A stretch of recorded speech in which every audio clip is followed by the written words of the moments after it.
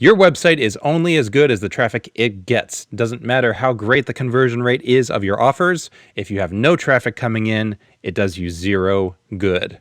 So, in this episode, we're going to discuss a powerful marketing strategy that can help you reach more people with your message while making the most of the time that you are able to spend producing content for your website and your brand presence online. Let's roll the intro and get started. Marketing, advertising, and business have never been more accessible in history, and it only gets better every year. But it's hard work, overwhelming, and easy to fall down a distracted path. I'm Eric Soper. Stop marketing to yourself. You are not your customer.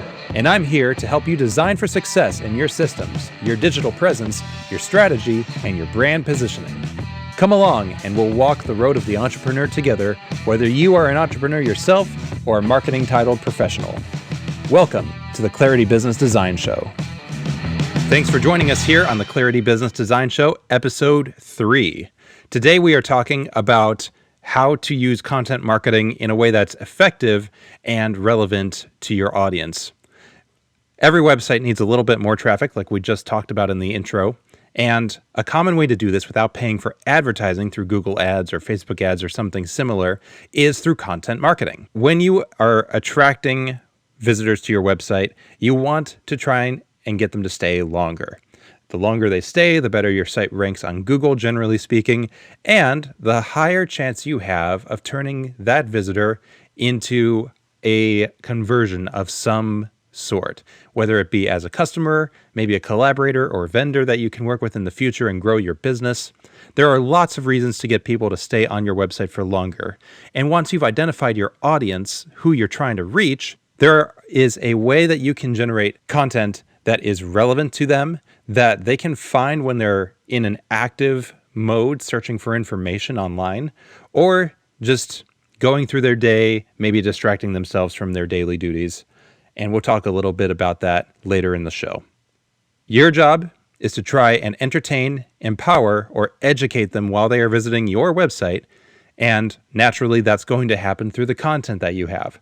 Your web pages that talk about you, talk about your service, those are great. Those are important. Those will get them where they need to go once they're ready to start connecting with you and maybe even buying from you through your website. But before they get to that stage, you want to try and hit them in the entertainment way, the educational way, show them what you know, show them how you can help them, maybe even empower them to help themselves before they reach out to you and either make your job a little bit easier or increase the value of what you offer to them. Content alone is great. People can put content out on their website and generally Google will pick it up for a little while, serve it to people who are searching for specific terms or even looking for information about your brand, plus the terms that you're writing about. But just waiting for Google to show your article or your webpage or your YouTube video to someone, it's not a fully fledged marketing plan.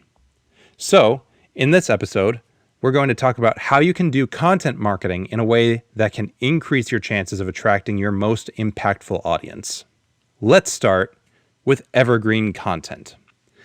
If you're unfamiliar with the term, there are two types of content generally on the web, two broad categories that encapsulate lots of different subcategories. One is topical content, content that is relevant in the here and now, think news, and evergreen content, which, like the name suggests, is content that remains relevant for a lot longer. Putting content out on the web makes more sense when you can set something out there today, and then maybe 6 months down the road, maybe a year down the road, maybe even 2-3 years, somebody searching for what you're talking about can find your content, see that you wrote something a little while ago, and that it still holds some relevance to them in the time when they're searching for it. This is especially important if you are able to write something that lasts for more than a couple of months, because it shows that not only do you understand the subject matter, but you've understood it for a while, and that lends you experience and expertise.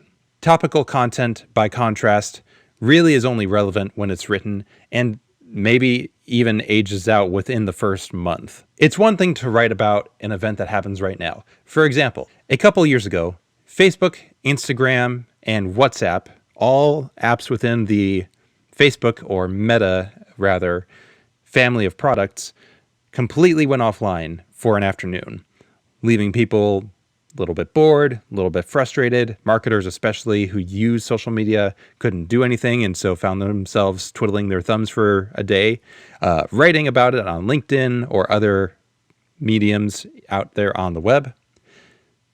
What I did at the time is I used this as an opportunity to write about how you should focus on converting your social media list into your email list as often as possible, so that if, for example, you lose service to Facebook, or maybe you say something that Facebook doesn't like and so they decide to completely cut you out of the internet as far as they can control, when that happens, you have a list that you own inside of your email marketing platform, and you can get your message out to them without needing to rely on the infrastructure provided by the Facebook family of products. So what I did when I wrote about that was I turned a topic, something that could have been topical. I could have written about Facebook goes down. This is why Facebook is awful, and you shouldn't use Facebook in your business, which is not what I'm saying at all, and isn't necessarily useful to people. It's really just appealing to the emotion of the moment.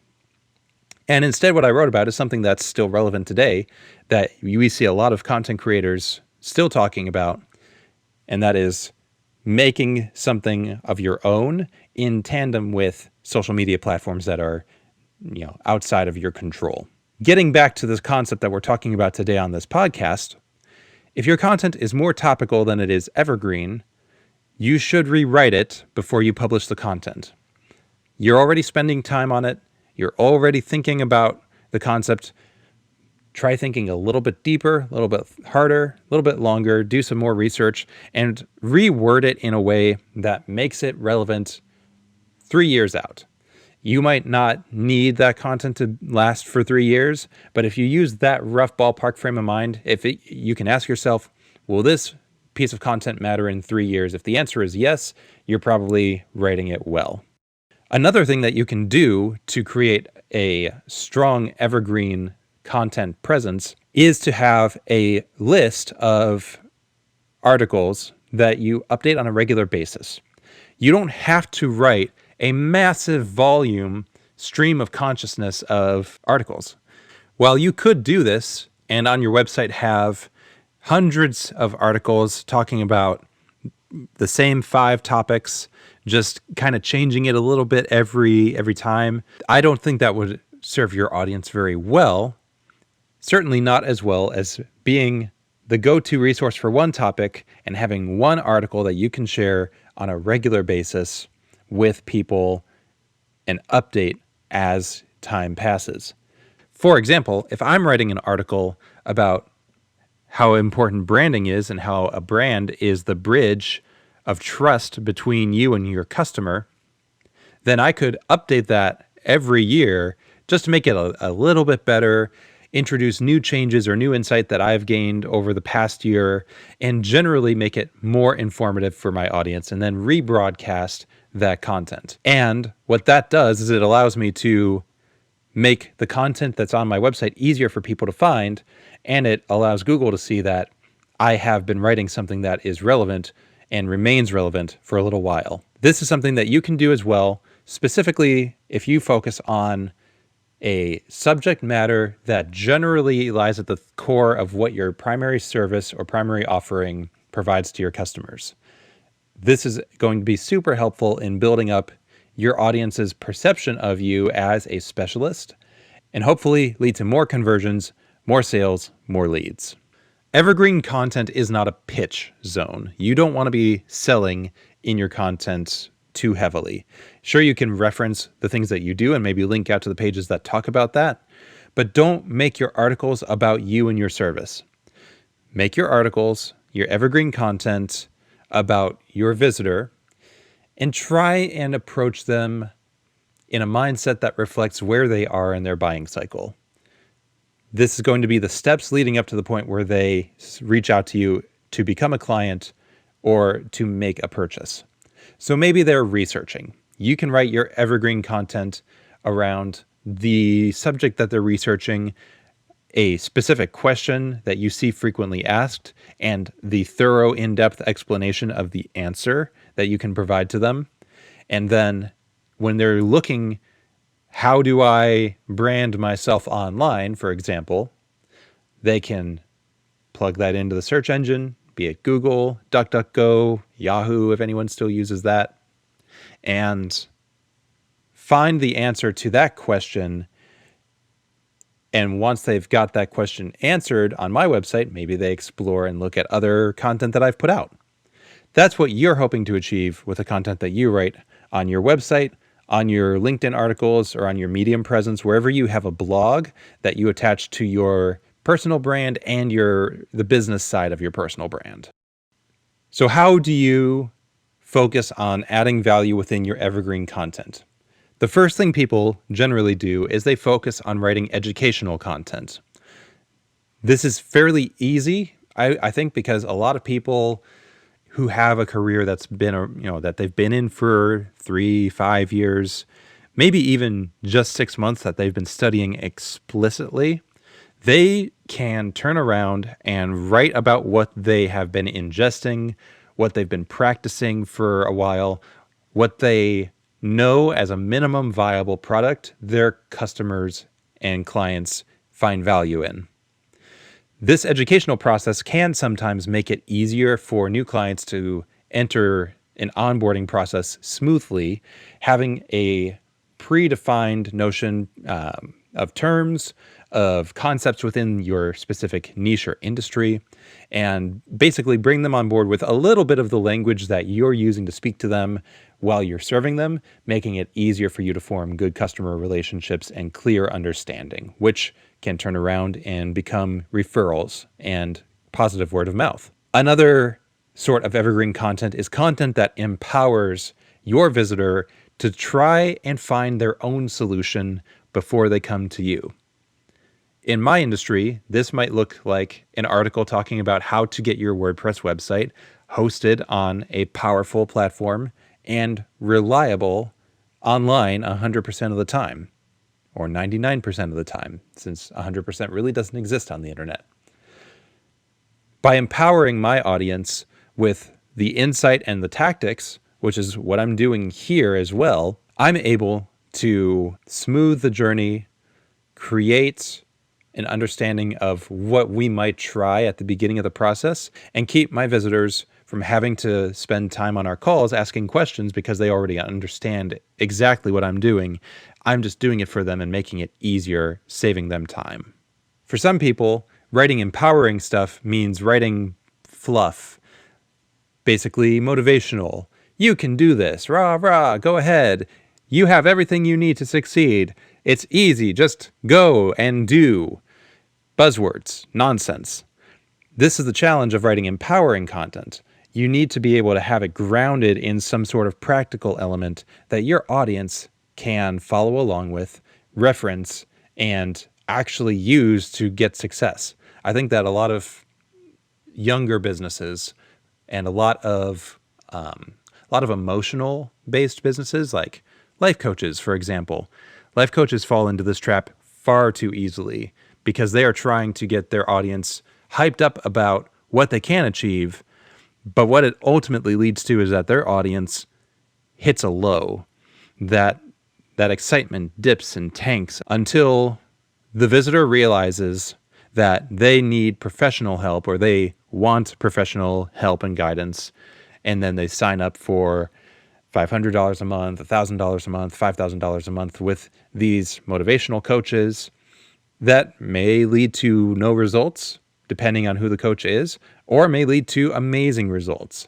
But the fact of the matter is that empowering content should be grounded in some sort of practical, realistic action.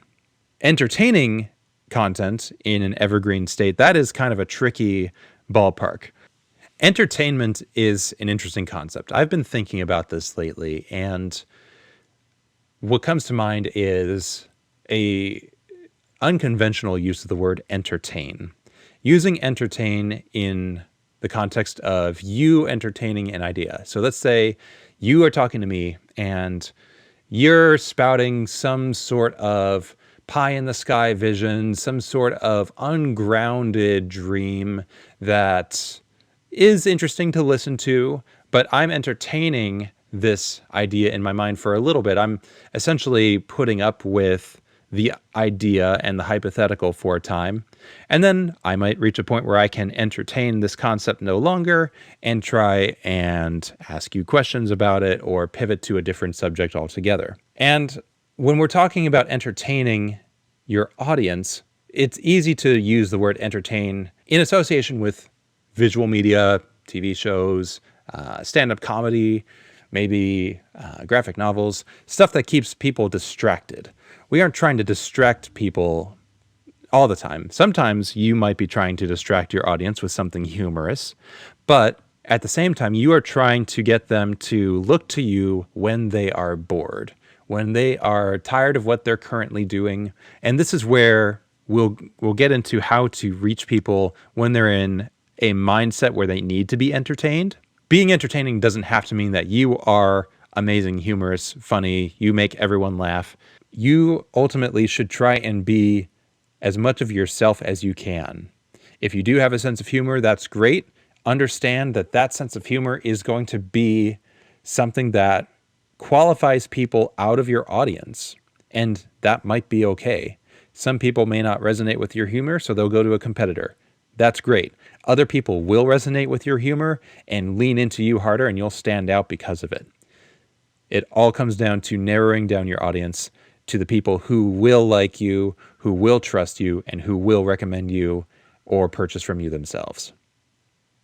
So when you're focusing on entertainment in your content, don't worry too much about having to tell silly jokes or having to show memes inside of your content. Focus instead on personality. Focus instead on capturing people's attention.